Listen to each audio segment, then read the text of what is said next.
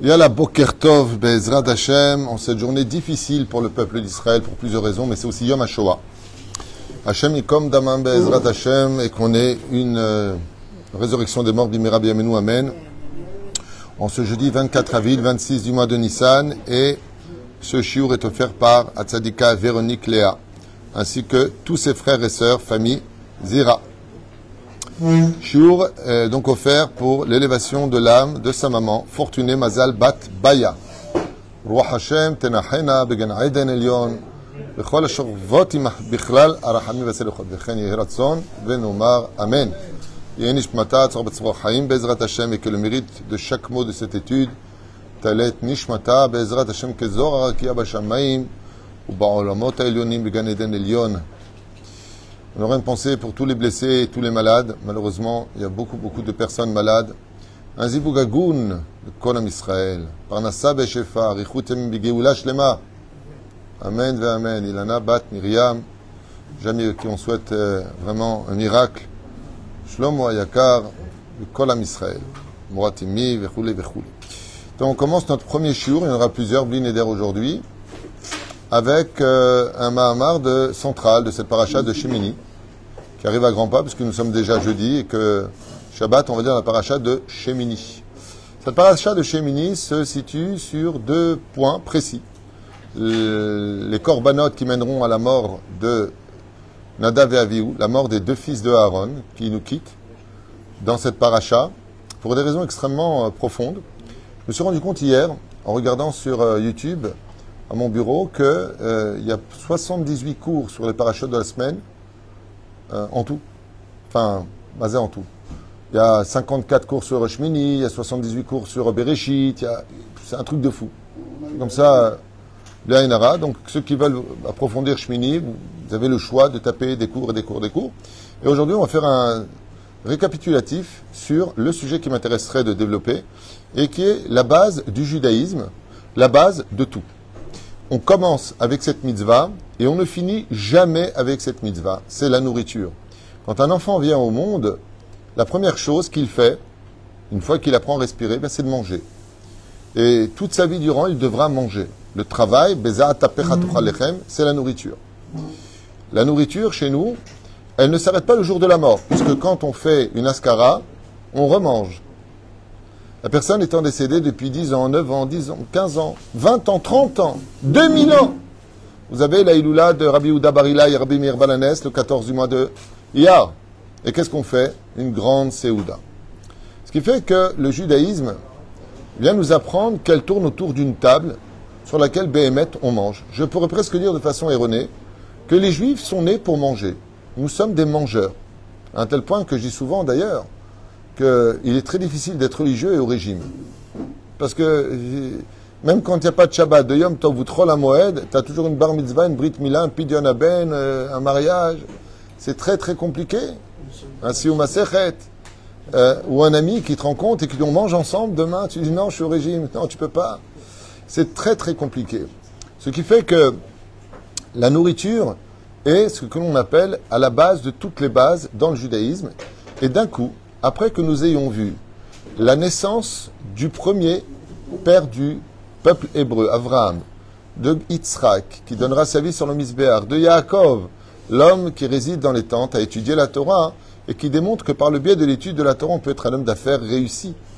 C'est pour ça qu'il reviendra très riche de chez Lavan, grâce à son étude de la Torah. Puis ensuite, on a les 12 frères, les 12 tribus. On a vu les conséquences de l'amour et de la haine. On a vu les conséquences de la descente en Égypte. Un peuple vient de naître dans le livre de Shemot.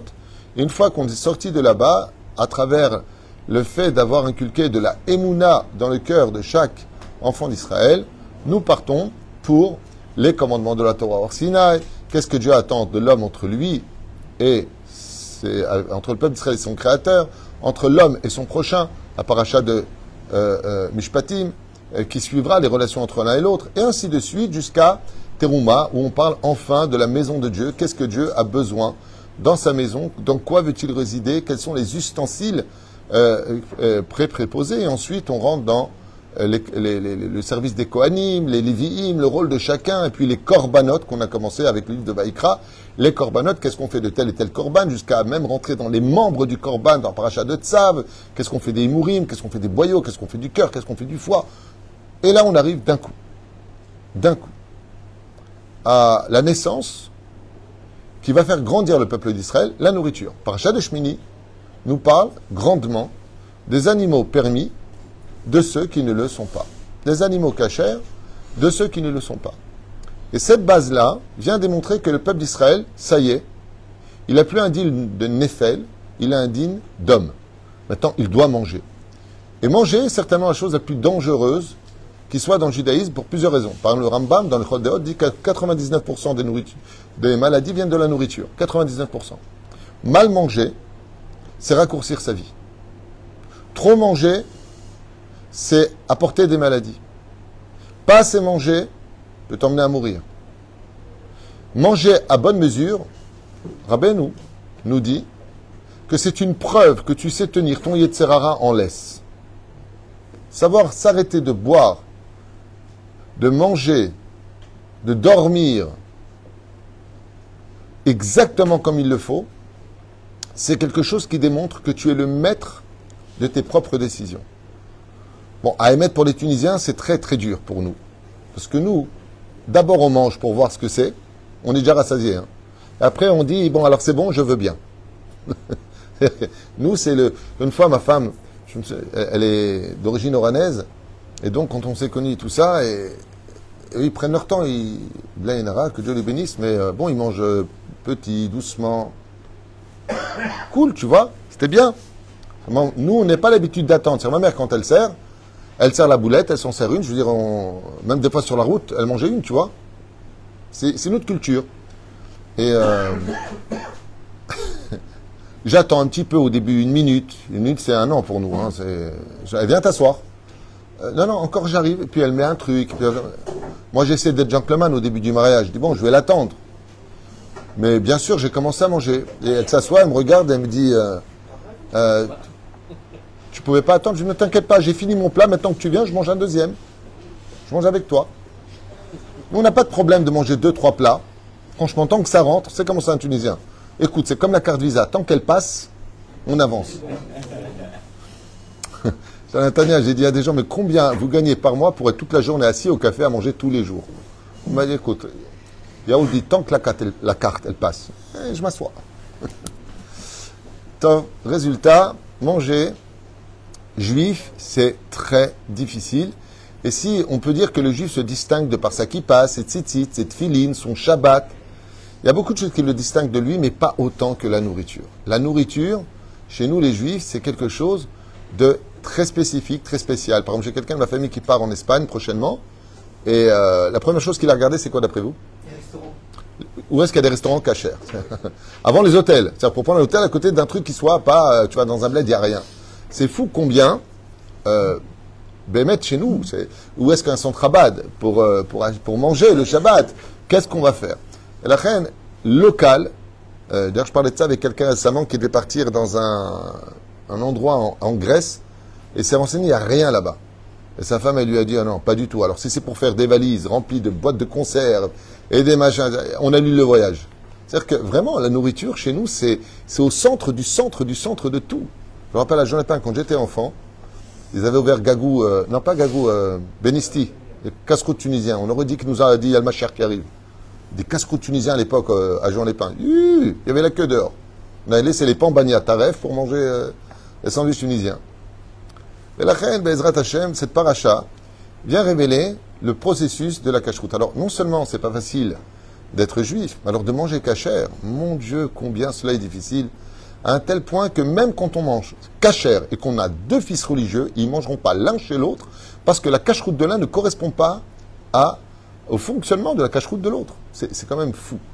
Alors la Torah vient nous dire, comme vous le savez, pour plusieurs raisons, voici les animaux qui sont cachères. Alors vous le savez tous, hein, Daniel, qu'est-ce qu'un animal cachère terrestre pour nous? C'est celui qui est bon. Celui qui est bon, ça c'est un Tunisien qui est bon. Alors, celui qui rumine et qui a les sabots fendus. Bonne réponse. Il doit, exactement, bravo Shimon. Bravo, Shimon, on voit que tu as fait 100 ans d'yeshiva pour répondre. Hazak ou Baruch. Ah, tu as fait tous les restaurants du pays. Alors, effectivement, il doit avoir les sabots fendus et donc il doit être ruminant. D'accord? Donc, il doit être capable de remonter sa nourriture. D'ailleurs, dans cette paracha, sur 3 points différents, la Torah nous montre qu'elle est véridique et qu'elle est éternelle. Puisque la Torah va oser nous dire, voici les 4 espèces d'animaux sur Terre qui existent et qui n'ont qu'un seul des signes. C'est impossible. Tu ne peux pas me dire, sur toutes les espèces répertoriées, déjà, il y a 3600 ans en arrière, voici les animaux qui n'ont qu'un seul signe. Et pourtant, la Torah n'a pas de problème de nous les donner.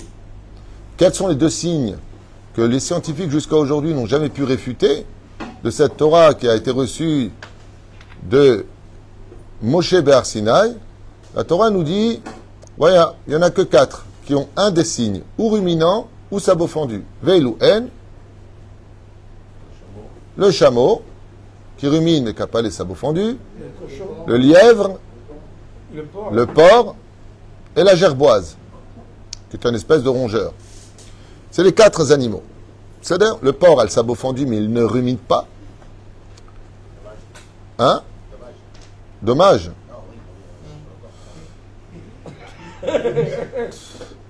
Aaron, je ne donnerai pas ton nom. Donc, Nahon, alors il y en a 4. Hein, et le deuxième signe que nous donne cette paracha, qu'est-ce que sont les signes du poisson cachère? Les écailles et les nageoires. Et la paracha vient nous apprendre que le poisson qui a des nageoires a automatiquement des écailles.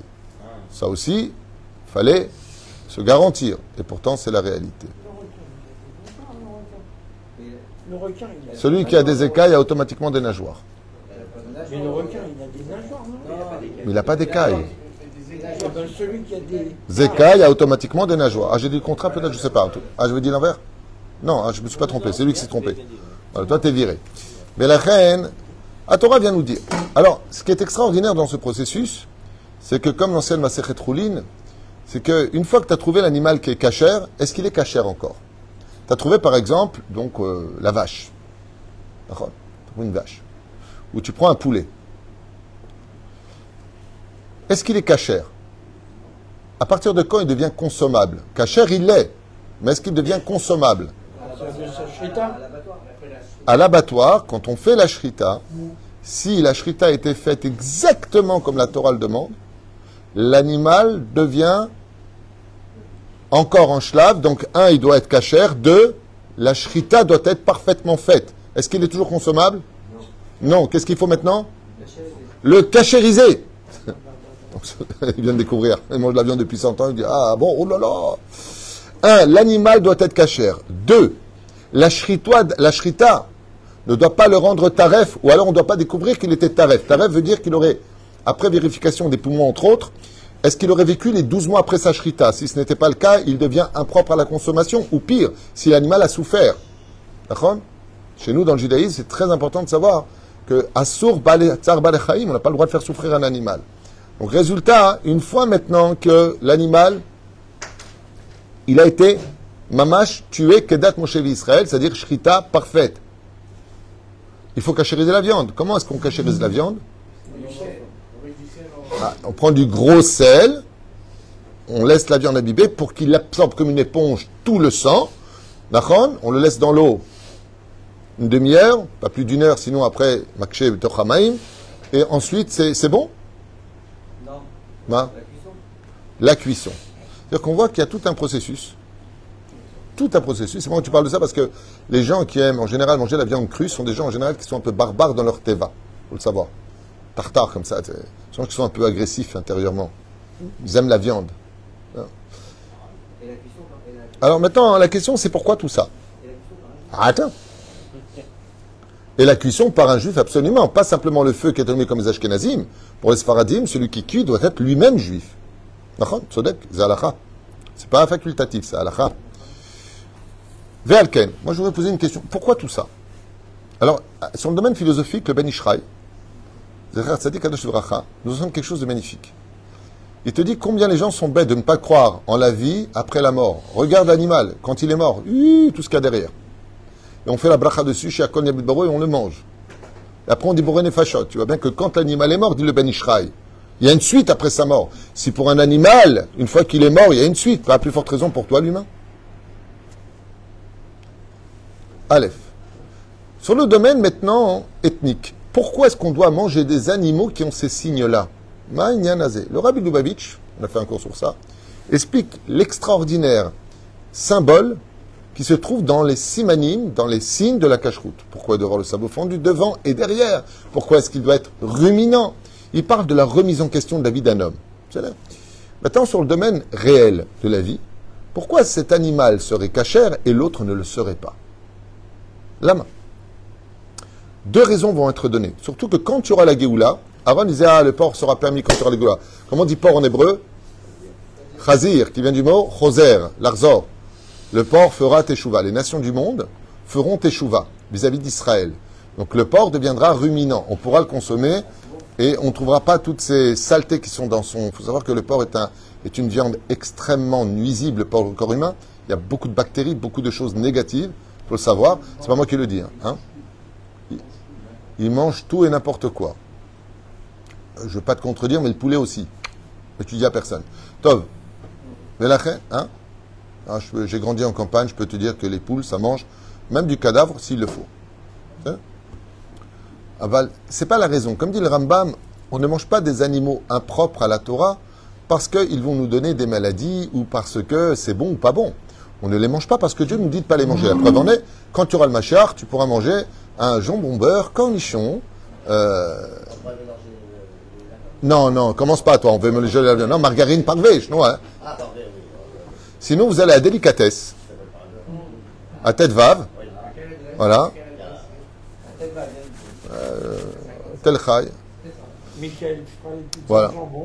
Ou alors chez Michael qui vient d'ouvrir maintenant hamburger, semaine prochaine, hamburger, Mahadrin, Mina Mahadrin, Be'ezrat Hashem. Ouais, il y a tout à Ashdod. Il y a toutes les écoles pour tout le monde, ville assez religieuse.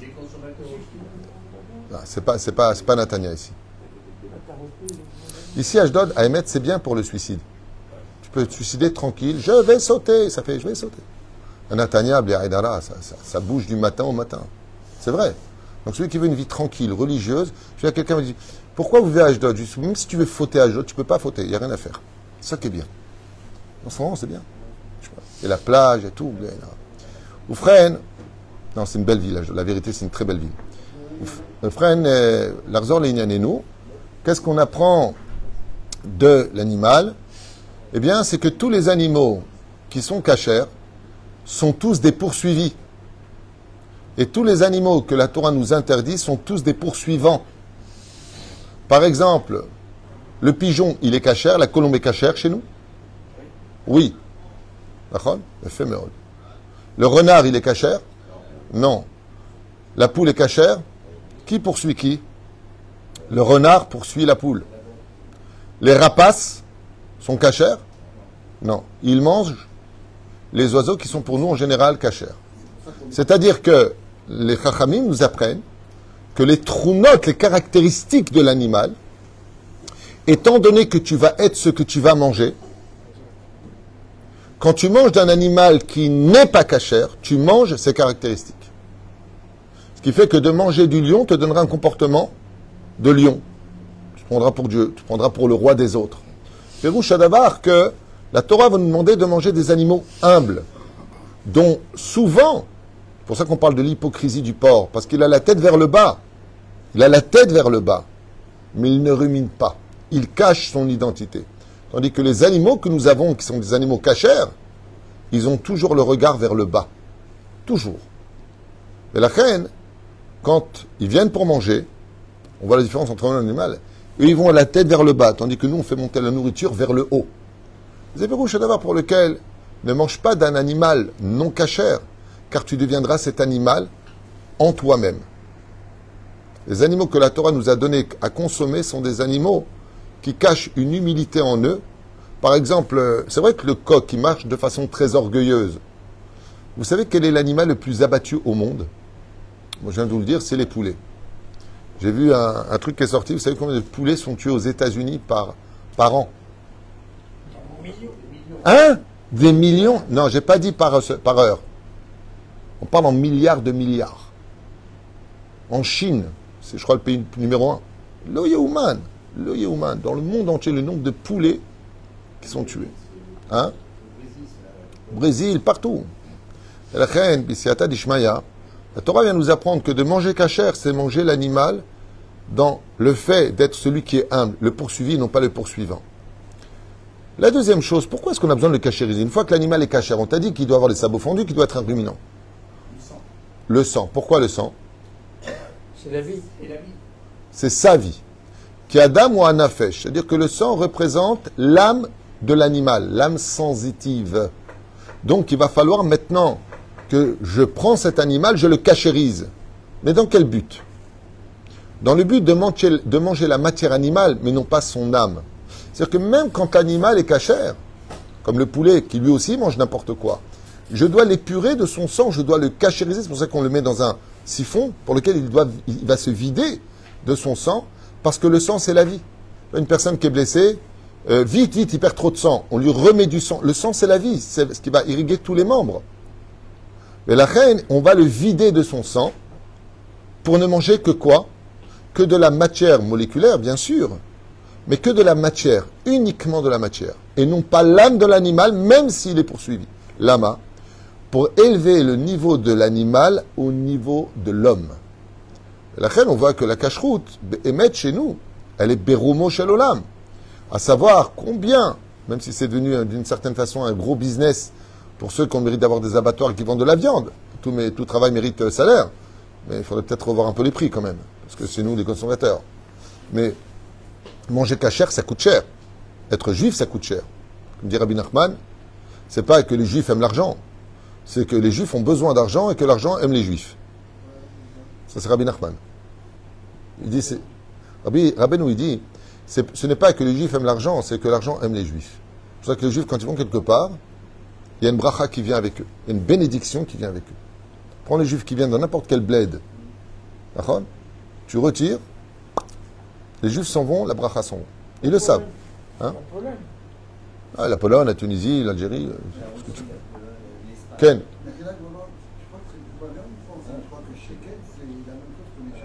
Non. Le shekel, c'est Gematria Nefesh. C'est-à-dire. Mais la reine, Adam ou Nefesh, ou Anafesh exactement. Et c'est pour cela qu'on se doit de consommer kasher. La Gemara nous dit que le fait de ne pas manger kasher t'empêchera de faire teshuva. Comment c'est marqué? C'est pas marqué comme ça exactement, c'est marqué que tout celui, je ne mange pas de viande et pas de crustacés. Ah oui, crustacés c'est assourd. Pas manger de viande, faites ce que vous voulez. C'est pas interdit d'en manger si c'est kasher. Et si vous n'êtes pas juive, vous pouvez manger toutes les viandes que vous voulez. Vous n'êtes pas interdit à cela, sauf que les non-juifs par contre peuvent manger la viande mais à une condition, l'eau est vers minachai, si l'animal a été tué au préalable. Ou frère, la Gemara nous dit metamtem, l'eau metame, la metamtem. Ça veut dire que le fait de manger de la viande qui n'est pas cachère, ou de manger un aliment qui n'est pas cachère, ou un produit qui n'est pas cachère, sache une chose, c'est que si tu as le malheur d'entraver la parole de Dieu, pour nous les juifs, après chacun fait ce qu'il veut. Moi je parle de celui qui veut être juif, qui veut se comporter comme un juif. Pas parce que sa mère est juive, il est juif. Ça c'est un état de fait, c'est un tampon. À quoi ça ressemble? C'est un père qui donne à son fils un très beau champ à cultiver. Il revient 20 ans plus tard, le champ n'est toujours pas cultivé. Il dit, je t'ai donné un champ, il est à toi. Mais tu n'as rien cultivé dessus. Donc à quoi il sert? À rien. Si tu es né d'une mère juive, tant mieux pour toi d'être juif, c'est un grand mérite. Mais maintenant, qu'est-ce que tu fais de ton judaïsme? C'est là qu'est toute la question. Si tu es né juif pour te comporter comme un non-juif, alors pourquoi tu es né juif? Pose-toi la question. Qu'est-ce que Dieu attendait de toi dans cette naissance? Velchen ketotza misé, en résultant de cela, le fait de manger non cachère pourrait faire de toi quelque chose d'assez incohérent. Tu vas à un cours de Torah, j'ai adoré. Il m'a donné des réponses à toutes mes questions. Excusez-moi. Il m'a donné des réponses à toutes mes questions. Oh là là, j'adore ce rave, j'adore le... Alors change. Tu as eu des réponses, alors change. Si la personne ne change pas, comme l'avait expliqué le Rav Shach à la Shalom, tu peux être certain qu'il ne mange pas kasher. Tu peux être certain qu'il ne mange pas kasher. La base de la naissance d'un enfant, c'est la nourriture. Ouais. Si, Chaz Veshalom, il y a une histoire qui s'est passée avec le Rav Shach. Vous connaissez son histoire. J'avais raconté il y a longtemps. À Bnei Brak, à l'Yeshivat Ponovitch, un de ses élèves, au Rav Shach, qui était pratiquement numéro 2 ou numéro 3 de la Yeshiva, il y a quand même 3000 élèves là-bas, un génie de l'étude. Il commençait à descendre de niveau d'étude alors qu'il était toujours assidu à l'étude, mais il comprenait de moins en moins. Quand au bout d'un an et demi, ils sont partis voir le Rav Shach. Voilà, je ne sais pas, je suis en chute, j'étais numéro 3, c'est pas une question d'être numéro 1, numéro 2. Mais je veux dire, c'était un des pontes de la Yeshiva. Aujourd'hui, il est le 800e ou 900e. La Yeshiva, quoi. Il a du mal à comprendre. Le Rav Shach, il lui a dit, va demander à ta mère qu'est-ce qu'elle te donne à manger. Ma mère, elle est religieuse, on vient à Bnei Brak. Alors le Rav Shach, il lui a dit, va vérifier où vous achetez la viande. Bekitsour, il va voir sa mère elle lui dit où est-ce qu'elle achète la viande. Et ils vont faire une enquête. Ils vont demander à un Shochet. Et Shochet, il dit non, lui, il n'achète pas chez nous. Ils font une enquête mitbarer que cette boucherie n'achetait pas de la viande d'ici, mais d'ailleurs, chez les non-juifs. Et ça faisait 1 an et demi que le nouveau propriétaire, qui se servait donc du tampon, qui se servait du judaïsme, a fait du commerce en vendant de la viande beaucoup moins chère, avec des tampons qu'il a fabriqués lui-même, pour pouvoir vendre sa viande. Alors il a demandé au Rav Shach quel est le tikkun. Il lui a dit étudie maintenant les lois de kashrut. Ou Bacha, il a donné le tzedaka, il a étudié les lois de la kashrut pour réparer ce qu'il a mangé. 2 mois plus tard, il s'est remis à l'étude du numéro 1 de Ponovitch. Numéro 1 de Ponovitch. Pour vous dire à quel point le Rav Shach, il a dit celui qui ne mange pas kasher, même s'il voit la vérité en face, il n'y adhérera pas. Pourquoi? Parce que zemetamtem et alem, zemetumtam en hébreu, débile. Ça veut dire le cœur devient débile. Ça veut dire il n'y a pas plus aveugle que celui qui ne veut pas voir. Et le fait de ne pas manger kasher ne te permettra pas de voir la vérité. Tu ne peux pas adhérer, tu ne peux pas connaître ton Créateur si tu ne passes pas par le conduit, parce que tu es tamé. Ata ochel tamé. Et ce qu'il y a d'extraordinaire chez nous les Juifs, même si dans Masechet Eruvin, Bedaf Kafalef Amud Bet, là-bas la Gemara nous rappelle que c'est Shlomo HaMelech, Alav Shalom, Shetikananu Nitilat Yadaim Ve Eruv Tavshilin. C'est Shlomo HaMelech qui nous a, de façon officielle, mis la mitzvah de Al Nitilat Yadaim, Litol Yadaim. On voit qu'un juif, pour manger, c'est toute une cérémonie. On peut avec un juif. C'est du pain, c'est du mezonot. Excusez-moi, c'est mezonot ou c'est motzi lechem? Combien il pèse le pain? Le mezonot, combien? 216 grammes en tout. C'est un gros sandwich. 216 grammes et c'est du mezonot. Alors, Netilat Yadaim, avec Amotzi Lechem et Birkat Amazon. Mais c'est du mezonot, oui, mais il y a 216 grammes. Oui, mais attends, c'est des pâtes ou c'est de la pâte? Non, c'est des pâtes. Même s'il y a 3 kilos, c'est mezonot. Mais si c'est dans le four, c'est Motzi Lechem. Et si tu prends maintenant du pain, c'est du pain, c'est du pain. Combien tu manges? Kazaït. 27 grammes. Je fais Netilat? Oui, mais attention, sans bracha. Ah, pourquoi? C'est pas kabetza, c'est pas 54 grammes. Donc tu fais un motzi lechem.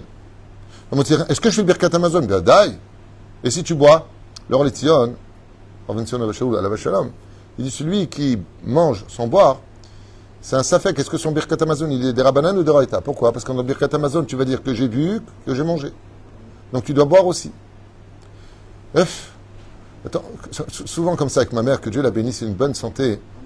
Elle me dit, je crois que je fais le birkat Amazon. Et j'ai mangé un tout petit morceau de pain. Maman, exactement c'est quoi le petit morceau de pain? Et notre discussion est basée sur est-ce qu'il y avait kazaït ou pas, si elle fait ou pas son birkat Amazon. Dans ce cas-là, qu'est-ce que je fais? Ou quelqu'un fait, mange du pain et on fait sortir ma mère du birkat Amazon. Qui est safek. On ne sait pas si oui ou non. Elle a mangé un petit morceau de pain. Qu'est-ce que je fais si je mange moins d'un morceau de pain de kazaït? Moins de 27 grammes. Je fais nitilat? Non. Je fais pas nitilat. Mais est-ce que je fais un motzi? Oui, c'est la bracha, motzi lechem. Moins de kazaït. Aussi, à la tunisienne, je ne sais pas vous rappeler, en France. Vous n'avez pas ça, vous les Algériens. Nous, quand on montait les escaliers, on avait les baguettes. Et je ne sais pas pourquoi. Je l'ai vu partout toute ma vie. Hein. Chez les Tunisiens, je ne sais pas pourquoi. On avait une révélation, en montant les escaliers dans le virage, d'avoir envie de manger le crouton. Et tous les pains qui arrivaient à table, il n'y avait jamais les croutons. Pour ceux qui avaient la patience, d'accord. Je me rappelle, on disait, tu prends la baguette, ne touche pas les croutons. Sur les 3 baguettes qui venaient, il y avait 2, il n'y avait plus de croutons. Et la reine Bezrat Hashem, vient la Torah nous faire comprendre que le premier masloul de la vie, la première règle de la vie, c'est de manger kasher. De manger de la viande qui soit kasher, de manger du poisson qui soit kasher. Et même cela, le poisson kasher, nous sommes investis d'une autre étude, à savoir est-ce qu'il n'y a pas des vers à l'intérieur. Est-ce qu'il n'y a pas des vers à l'intérieur, de bien vérifier le poisson, de bien l'ouvrir, de bien voir si dans ce poisson, il n'y a pas des interdits, lo alenu velo alechem, de la Torah, comme des choses qui sont invérifiables. Entre autres, les choux-fleurs sont invérifiables, impossible de vérifier, donc on les laisse tremper. Le brocoli est invérifiable, les fraises sont pratiquement invérifiables, les framboises sont pratiquement invérifiables. Et c'est pour ça. Comment on fait pour les fraises? Tu les nettoies quand même, Bezrat Hashem, mais ce sera toujours très difficile. Manger des fraises reste toujours suspicieux vis-à-vis de sa cacheroute. Et puis surtout, le fruit le plus connu de tous, la figue, est invérifiable. Si tu ouvres une figue, c'est plein de fibres, c'est impossible. Seulement la Torah nous dit, on parle des vers qui sont interdits à l'œil nu. Alors, elle commence à prendre une loupe et tu regardes comme ça. Il est très important pour ceux qui peuvent de manger du gouche catif et de savoir qu'il faut une cuisine qui soit viande, une cuisine qui soit lait. Ne pas mélanger, on n'est pas obligé d'avoir un évier pour les deux. Un seul évier peut suffire. Al-pi halacha. Juste nettoyer entre l'un et l'autre à chaque fois, entre le lait et la viande au niveau de sa vaisselle. Et quant au reste, les poêles, les assiettes bien sûr, sauf si vous avez des assiettes en verre. Dans ce cas-là, une assiette en verre propre peut servir le matin pour manger du lait, le soir pour manger de la viande. Pour nous les Sfaradim, uniquement pour les Sfaradim. Mais il faut savoir une chose, la base de toute notre Torah et de tout notre judaïsme se situe essentiellement sur la cacheroute, la maison. Et cette responsabilité est si importante que Dieu l'a donnée essentiellement à la femme. Pourquoi? Parce que la femme est empreinte de bina. Les femmes, quand elles font tchouva, elles dépassent les hommes. Elles analysent tout. Nous, on est un peu... un cake. On est religieux, mais quand tu es en vacances... Bon, tu manges, après tu vérifies. Dis-moi, c'est cachère ce que j'ai mangé, là. Les femmes, elles te regardent. Mais tu manges, tu as demandé. Elles sont très minutieuses. La reine, même si la femme est psoula pour la édoute, elle ne peut pas être témoin en tant que femme. Elle est témoin sur deux choses. Un, la cacheroute. Deux, sa nida. Elle peut te mentir sur la nida, hazve shalom. Donc sur la nida, elle est témoin d'elle-même. Et sur la cacheroute, c'est-à-dire quand tu manges, bah, tu manges des mains de ta femme. La responsable, je veux dire, le pilier par excellence, les fondations de ta maison, c'est ta femme. Tout comme le Kohen Gadol travaillait devant Dieu le jour de Yom Kippour dans le Kodesh à Kodashim, la femme dans la cuisine, même si son mari veut cuisiner ou veut l'aider, c'est pas interdit. Mais la femme dans sa cuisine, c'est elle qui va donner la possibilité à toute la famille de grandir avec un cœur pur ou un cœur metumtam. Les éperouches là-bas pour lequel Bezrat Hashem, Shinskele Yeshua, Venechamot, et de comprendre que cette paracha merveilleuse vient nous apprendre des choses qui ne sont pas essentielles ou vitales, mais carrément la base du pourquoi de notre existence, à un tel point que plus tard on va lire dans une des parachas, je ne me rappelle plus où exactement, qu'on est sorti du pays d'Égypte pour manger kasher. Et c'est pour ça que la première fête juive, qui est Pessah, vient nous apprendre qu'il faut jeter toute la nourriture où il y a du chametz pour manger kasher les Pessah. C'est-à-dire, mazé kasher les Pessah. Kasher, tu as mangé, ta bouche pourra parler de Dieu. Kasher, alors les Pessah. Si tu ne veux pas dire de bêtises, apprends d'abord à manger kasher. Comme l'avait dit une fois le Hafetz Chaim alav shalom, il dit il y a des gens, quand ils viennent dans un restaurant, ils demandent est-ce que c'est kasher, qui est le cuisinier, qui c'est qui a mis sur le feu, et c'est mahfoud, c'est attara, c'est taras. Qu'est-ce qu'ils font comme vérification? Hafetz Chaim il a dit il y a des gens, ils me font rire. Ils font très attention à ce qui rentre dans leur bouche, mais ne font jamais attention à ce qui sort de leur bouche. C'est pas suffisant de manger kasher, il faut aussi attention de parler kasher.